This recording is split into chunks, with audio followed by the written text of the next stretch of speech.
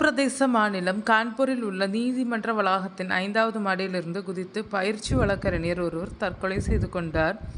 அவர் எழுதி வைத்துள்ள 2 பக்க உருக்கமான கடிதம் சமூகத்தில் தந்தை மகன் உறவு குறித்து பெரும் விவாதத்தை ஏற்படுத்தியுள்ளது. கான்பூர் நீதிமன்றத்தில் பயிற்சி வழக்கறிஞராக பணியாற்றி வந்தவர் பிரியான்ஷு ஸ்ரீவஸ்தவா. இவர் நேற்று நீதிமன்ற கட்டிடத்தின் 5வது மாடியிலிருந்து கீழே குதித்து உயிரை மாய்த்து கொண்டார். அவரது உடலை மீட்ட போலீசார் அவர் மறைத்து வைத்திருந்த 2 பக்க தற்கொலை குறிப்பை கண்டெடுத்தனர்.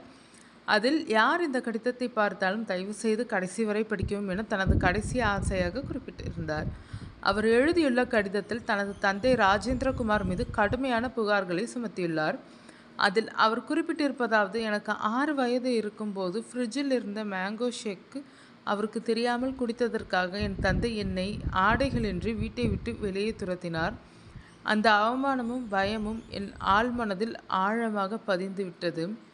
படிப்புக்காக அழுத்தம் கொடுப்பது, சரியாக தயாராகவில்லை என்றால் அடிப்பது போன்றவற்றை கூட பொறுத்து கொள்ளலாம்.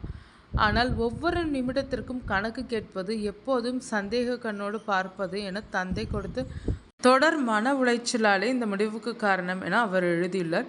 இப்படி ஒரு தந்தை யாருக்கும் கிடைக்கக்கூடாது. என் தந்தை எனது உடலை தொடக்கூட அனுமதிக்கக்கூடாது.